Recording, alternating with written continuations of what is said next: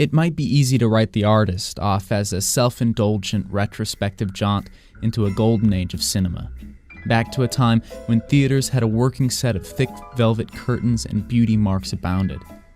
And it's true, director Michel Hazanavicius certainly delights in alluding to, invoking, poking fun at, and glamorizing the Hollywood lifestyle of days long gone.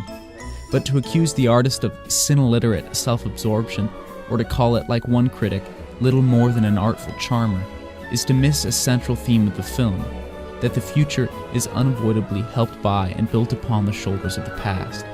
There's no getting around it. Sometimes you have to take one step back in order to take 2 steps forward. And let's face it, a film with this kind of message couldn't come at a more appropriate moment, when unemployment rates are sky high and people all around the world are, like the movie's main character, George Valentine, down on their luck and nostalgic for brighter, better times. For a movie of its kind, The Artist has been startlingly well received. This dark horse silent film has drawn in and captivated audiences since its release, earning it one of film's highest honors, the Academy Award for Best Picture. While it's true that The Artist has appealed to critics and audiences alike, it's also true that its silent black and white format has led critics to focus and fixate on its anachronistic nature. In a review of the film, Roger Ebert questioned, "Is it possible to forget that The Artist is a silent film in black and white and simply focus on it as a movie? That's what people seem to zero in on. They cannot imagine themselves seeing such a thing." Ebert continued, "I've seen The Artist 3 times, and each time it was applauded. Perhaps because the audience was surprised at itself for liking it so much. But it has to be more than its novelty that has led to so much acclaim. Critics don't seem to delve very deeply into this surprising phenomenon, though on close inspection, it's easy to spot The Artist's merits. Underpinning this film is a strong, well-written narrative reflective of its theme, supported in turn by masterful movie-making techniques. Ultimately, the main characters in The Artist represent the different approaches to progress in general, and cinema specifically, exploring tensions between old and new in 2 lines of action. The first line of action focuses on George Valentine, a successful, cocky silent movie actor who suddenly finds himself thrust into the world of talking films. The second line of action follows light-hearted Peppy Miller, a determined fan who finds herself, thanks to George, soon enjoying Hollywood as an overnight sensation. Taking a page from the playbook of great Greek dramas, The Artist is heavily invested in foreshadowing and symmetrical, symbolic balance as narrative techniques. For instance, the movie opens on a meta-cinematic scene in which George acts the part of a captured agent under interrogation in one of his popular spy flicks. George's character refuses to speak. This noble, if ultimately painful decision not to speak is one that George will make again in his own life, when his studio decides to follow time and tide and start producing talking movies. He'll learn, as many have, that no man is an island. He'll also learn that communication, happiness, and progress all start at a site of collaboration. Today, as in Aristotle's time, this kind of encapsulating thematic foreshadowing remains an earmark of a strong narrative.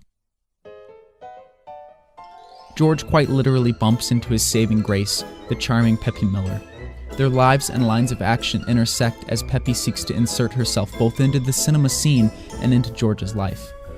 Peppy proves more persistent and determined to find success than either George or Hollywood at large may have first counted on, and she soon finds herself with a small part on the set of one of George's upcoming films. This leads to a real budding of a relationship between the 2 characters. As we see in this scene, George and Peppy are at their best when they're dancing, whether that's physically or metaphorically. In other words, when they work together, the sparks can't help but fly. It's at this point in the film that we also notice an interesting precedent being set by the director and his camera crew. Because this is a silent film, certain blocking techniques must be relied upon to communicate the same sort of narrative information which could be conveyed by dialogue. Plenty of clean, close-up one-shots are used to linger on a given character's emotional response to show audiences how to interpret a situation and to relay character development.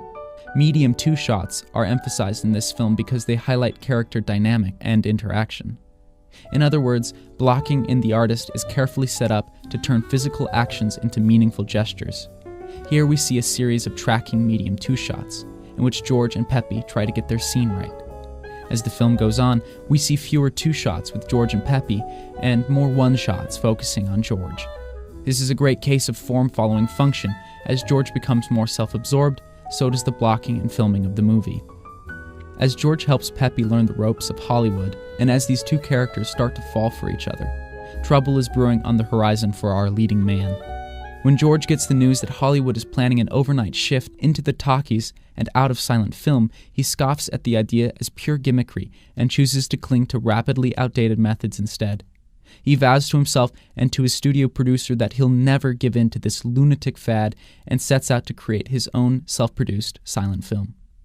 It's at this point that we start to see an increasing number of one-shots in the movie, as George pushes aside his wife, his friends, and his co-workers and begins his spiral into self-destruction as a result of being unable to change or collaborate on the building of the future.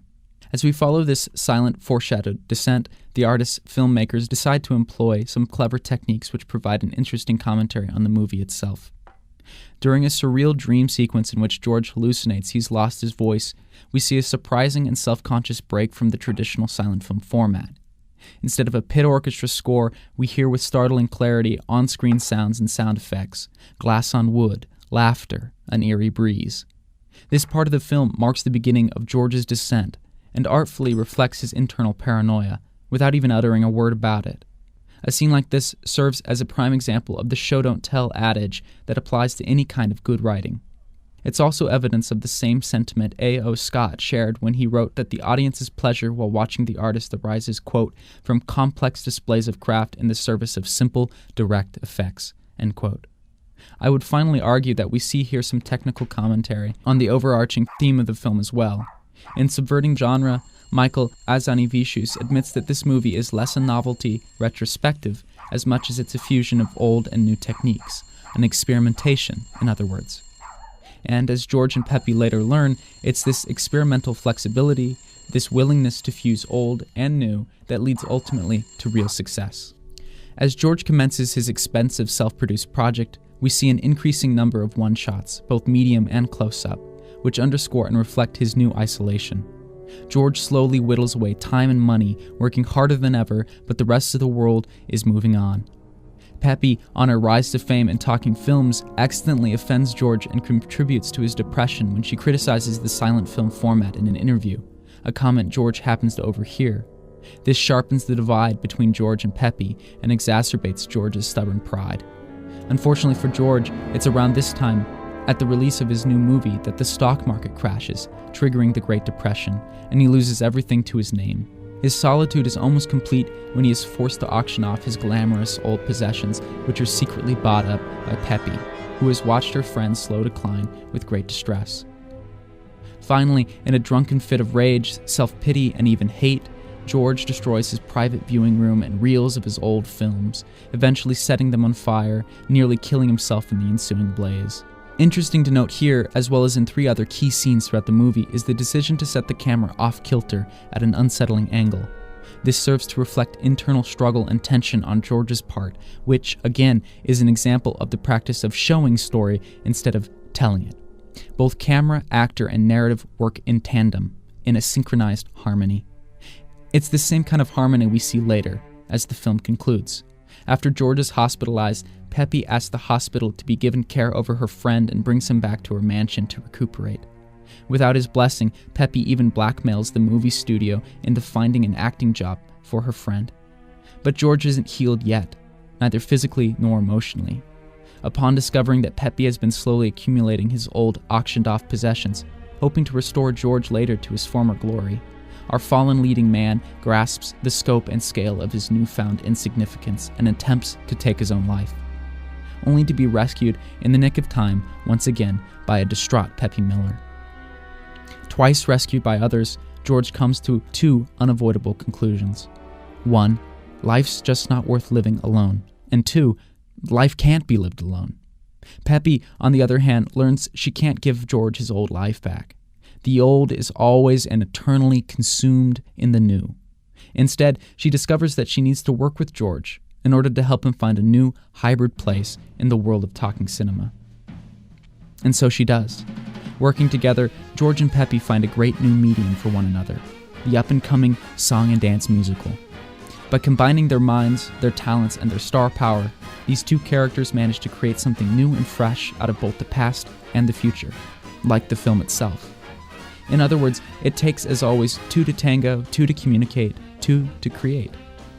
Because of its novelty silent format and cinematic illusions, you might think The Artist is simply a nostalgic throwback.